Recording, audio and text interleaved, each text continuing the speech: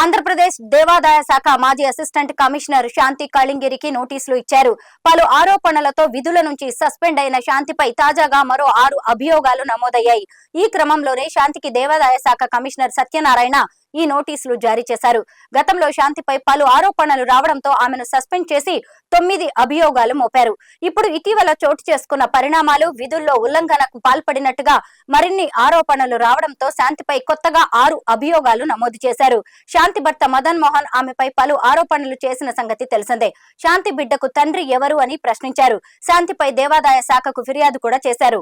ఈ వ్యవహారంలో YCP MP Vijayasai Reddy, lawyer Pothireddy Subhash రెడ్డిల పేర్లు కూడా తెర మీదకు వచ్చాయి. దీంతో శాంతి వ్యవహారం రాష్ట్ర వ్యాప్తంగా చర్చనీయాంశంగా మారింది.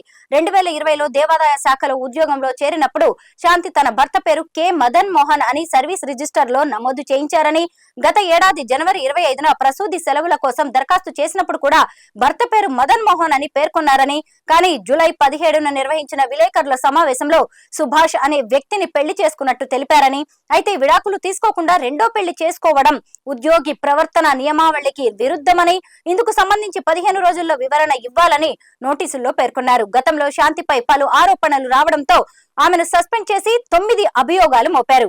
ఇప్పుడు ఇటీవల చోటు చేసుకుంటున్న పరిణామాలు, విధుల్లో ఉల్లంఘనకు పాల్పడినట్టుగా మరిన్ని ఆరోపణలు రావడంతో శాంతిపై కొత్తగా 6 అభియోగాలు మోపారు. వీటిపై 15 రోజుల్లో వివరణ ఇవ్వాలని కోరారు. కొంతమంది ఏదైతే నా మీద ఎలిగేషన్స్ వేయడం కానీ, లేకుంటే ఏదైతే చెప్పడం కానీ మీరు చేస్తూ ఉన్నారో దాని గురించి ఈరోజు నేను మీకు చెప్పాలి, కనీసం నా వైపు నుంచి కూడా మీరు వినాలి అనే ఒక బాధతో నేను ఈరోజు వచ్చి చెప్తా ఉన్నాను. సో దయచేసి మీరు అందరూ కూడా వింటారు, విని నాకు కూడా మీ ద్వారా న్యాయం జరుగుతుందనేసి నేను ఈరోజు ముందుకు వచ్చి మాట్లాడుతూ ఉన్నాను. ఫస్ట్ నేను కూడా చెప్పేది వినండి, తర్వాత మీ ఇష్టం. సో ఎవరైతే మదన్ మోహన్ మానిపాటి మా డిపార్ట్మెంట్కి వెళ్ళి కంప్లైంట్ చేస్తున్నారో దాని మీద ఈరోజు నేను క్షుణ్ణంగా మీతో మాట్లాడతాను. మా మ్యారేజ్ 2013లో అయింది. నవంబర్ 2013లో పెళ్ళి అయింది మా ఇద్దరికి. ఇది అరేంజ్ మ్యారేజ్. 2013లో పెళ్ళయింది. 2013 నుంచి మేము ఒక 1 ఇయర్ ట్రావెల్ చేసాం. ఆ 1 ఇయర్ ట్రావెల్లో 2 కవల పిల్లలు, నాకు 2 పాపలు. నేను ఇంకా నా లా కంప్లీట్ చేయలేదు. అప్పటికి నేను ఇంకా లాలోనే ఉన్నాను. 2010 నుంచి 2015 వరకు నా లా గ్రాడ్యుయేషన్ నేను కంప్లీట్ చేయాల్సి ఉంది. సో లాలోనే నాకు పెళ్ళి అయింది. సో 2014లో నేను కన్సీవ్ అయ్యాను. 2015లో నాకు పిల్లలు పుట్టారు. ఏప్రిల్ 2015 నా పిల్లలు పుట్టారు. 2015లో మేము ఆగస్టులో ఒకసారి మినిస్ట్రీ ఆఫ్ ట్రైబల్ అఫైర్స్ అని, అందులో మినిస్ట్రీ ఆఫ్ ట్రైబల్ అఫైర్స్ అని ఉంటుంది. అందులో నేషనల్ ఓవర్సీస్ స్కాలర్షిప్ అని ఉంటుంది. ఆ నేషనల్ ఓవర్సీస్ స్కాలర్షిప్ కోసం మదన్ మోహన్ నేను ఇద్దరం కూడా ఇంటర్వ్యూకి వెళ్ళాం. ఆ ఇంటర్వ్యూ అయిపోయిన తర్వాత అందులో అతను సెలెక్ట్ అయ్యారు. ఆ తర్వాత నేను సెలెక్ట్ అవ్వలేదు. ఇండియన్ ఓవర్సీస్ స్కాలర్షిప్ ఎందుకంటే పూర్ పర్సన్స్కి మాత్రమే, ఎస్సీ ఎస్టీ ఎవరైతే ఉంటారో వాళ్ళకి మన స్టేట్ నుంచి, మన గవర్నమెంట్ నుంచి వేరే గవర్నమెంట్కి వెళ్ళడానికి, వేరే గవర్నమెంట్ మీన్స్ వేరే కంట్రీకి వెళ్ళడానికి ఇచ్చే ఇండియన్ గవర్నమెంట్ వాళ్ళ మీద కొన్ని కోట్లు ఖర్చు పెట్టి చదువుకోవడానికి బయటకు పంపిస్తుంది. ఇది 2013లో కూడా ఆయన వెళ్ళున్నాడు. దానికి ఉన్న మెయిన్ కండిషన్ ఏంటంటే బిలో పావర్టీ ఉండాలి. ఎస్సీ ఎస్టీ వాళ్ళు బిలో పావర్టీ ఉండాలి. అప్పటికే Madan Mohan Manipati central government employee అయినా కూడా ఇంటర్వ్యూకి వెళ్ళాడు నా కోసము.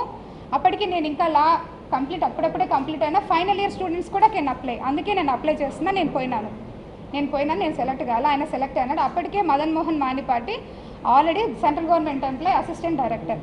సో దట్ అది సెలెక్ట్ అయిన తర్వాత ఆ రోజు నుంచి within 2 years of span of టైంలోనే మనం యూఎస్కి ఫ్లై అవ్వాలి, ఎవరైతే కనుక ఎగ్జామినేషన్ పాస్ అయి ఉంటారో.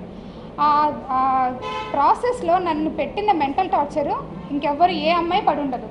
నేను చెప్తా ఉన్నా, భార్యగా నేను కాపురం చేశాను కాబట్టి నేను చెప్తా ఉన్నా. మీరెవ్వరు కూడా తెలియదు కాబట్టి మీరు కనీసం వినండి నా వైపు నుంచి. 2016లో ఈ ఎంటైర్ పాన్ ఆఫ్ ద ఎపిసోడ్లో 2016లో నాకు ఖచ్చితంగా ఆయన విడాకులు పత్రం రాశాడు. నేను కూడా రాసిచ్చాను ఆయనకి. ఆ పత్రం మీరు అడగండి, ఇస్తారు ఆయన మీకు.